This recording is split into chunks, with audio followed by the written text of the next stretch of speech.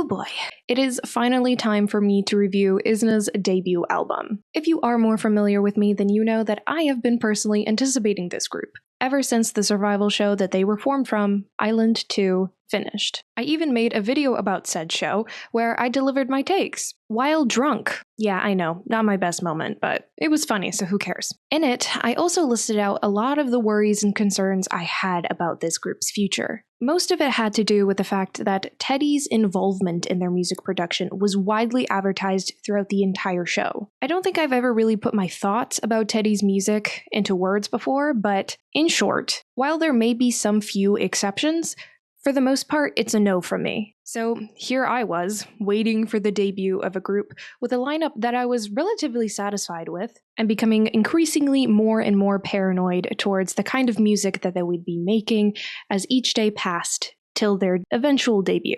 So, did they prove me wrong? No, they didn't. Their debut album was basically what I expected. Once you've heard one Teddy song, you've practically heard them all. So upfront, I can say that this release is pretty mediocre. And yet, I find myself liking it, which is the most frustrating part about all of this. But before I get too deep into my overall thoughts about the album, let's talk about each track. First, we are starting off with the self-titled title track, IZNA. I can confidently say, after listening to this track, that it is the worst one off of this mini-album. There are genuinely valid reasons why the song has been getting lambasted and roasted by the larger K-pop community. From an objective, technical sense, this song is not good. And the worst part of it, as you might have guessed, is obviously the chorus. Empty choruses have certainly oversaturated K-pop, and we didn't need another one. Not only is it anticlimactic, but it is also antithetical to the idea of the song.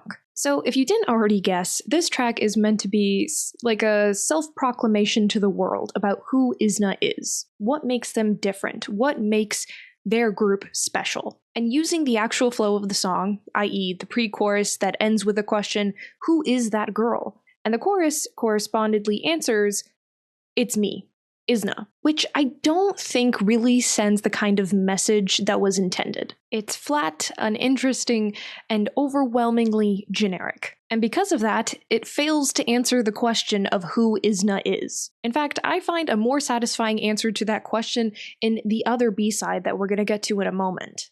I think what saves the song for me from being the Sonic version of Cardboard is probably the first verse, the pre-choruses, and the bridge. With that being said, they absolutely knew what they were doing by having Jiyoon start this song the way that she does, because she grabs your attention immediately. It's just sad that the rest of the song fails to live up to that kind of charismatic opening. I don't have too much to say about the second verse. It's a rapping verse, because of course it is. It was fine. When you compare it to general K-pop rap verses, it's pretty on par with them. It was also completely unnecessary, but what can you do? I was also a bit taken aback when I saw that Sarang was rapping. I know that from the survival show, they kind of put forth this idea that she was an all-rounder, but I still thought that she would be taking more of like a vocal position. She does sing in the song, mind you, but I just didn't realize that she would be one of the rappers alongside Coco. Jungin also did very well in the song. Her vocals alongside Jiyoon's was beautiful to listen to. And while I am talking about this song, I might as well bring up an issue that I had while watching the music video. I think the role of music videos in K-pop are very much to highlight the best parts of the song. Now, unfortunately, when you have a title track that is as lackluster as this, it's really hard to do that. And I think while that may factor in, I do think that this music video was uncharacteristically bland. Like, it was not giving what needed to be given. And it's just a stark comparison when you look at the teasers that were released beforehand, which gave off a completely different vibe. If anything, I feel like the teasers give you a better idea of who IZNA is than the actual music video or the song itself. Now, as much as I've critiqued the track, you might have guessed by my intro that somehow I still enjoy it, which is an anomaly even to me. I can give you plenty of reasons why it doesn't and shouldn't work, and yet I like it. I don't know why either. Moving on, we have the only other new song, Time Bomb. This track is leagues better than the one before it, and it is beautifully reminiscent of I Will Always Love You, a song from the Survival Show, and a track that's been re-recorded by the members of IZNA as a part of this mini-album. A pleasant shock to me because I have an unnatural attachment to that song. It delivers a wonderfully nostalgic feeling without feeling outdated, i.e., a direction I think IZNA's musical production should continue in if they're dedicated to the Teddy Park sound. Actually, I might as well discuss both Time Bomb and I Will Always Love You at the same time since my feelings about them are similar. Before I make this comparison, know that I'm not calling IZNA a copy or that they're plagiarizing somehow. If anything, this comparison should come as no surprise considering they have near identical producers. Remember when we could make connections between songs without worrying about that? Good times. Anyway, these tracks remind me of the Blackpink songs that I love.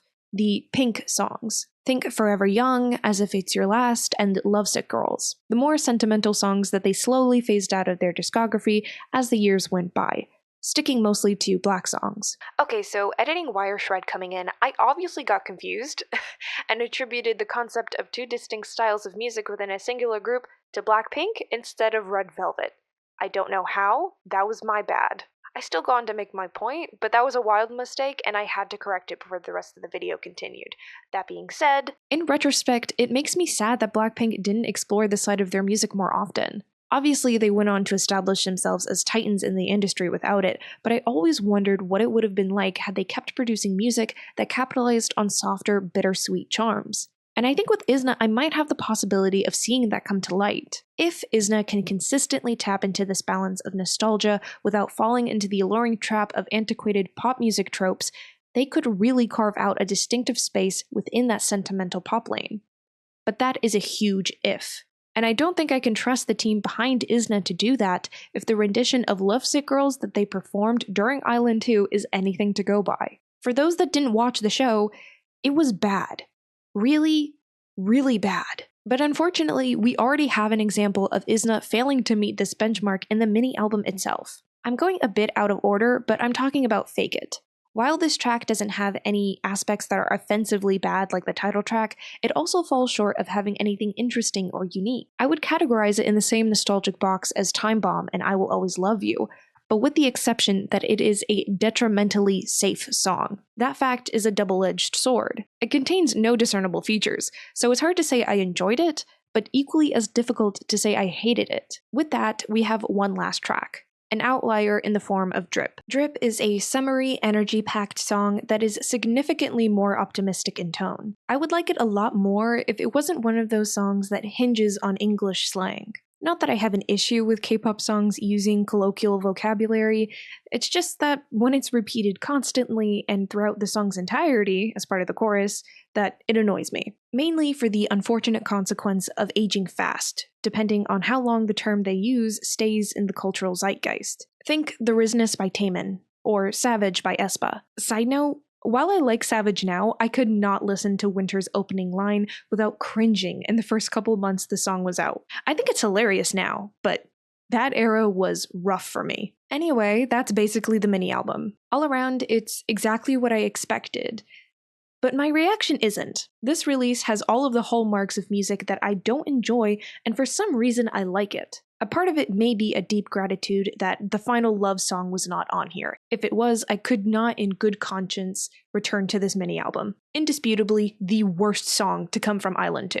Maybe I've just subjected myself to enough IZNA content that I've learned to like it. I really couldn't tell you. It also doesn't help that every time I start questioning my opinion about the release, Jihyo either appears on my screen during the music video, or I start hearing her voice during the songs, and it goes a little something like this. Business stole the Kraggle, the most powerful object in the universe. Blah, blah, blah. Proper name, place name, backstory stuff. What I will say is that lightning doesn't strike twice. While it may have worked this time, I don't know if I would tolerate another album like this, so I will be pulling out every manifesting tool I have to not make it so. So I guess the ending sentiment is that I am cautiously supporting IZNA. I don't know how long that will last, it will really depend on the music that they put out in the future. And with that, that'll be it from me for now. I'll see y'all later. Bye bye!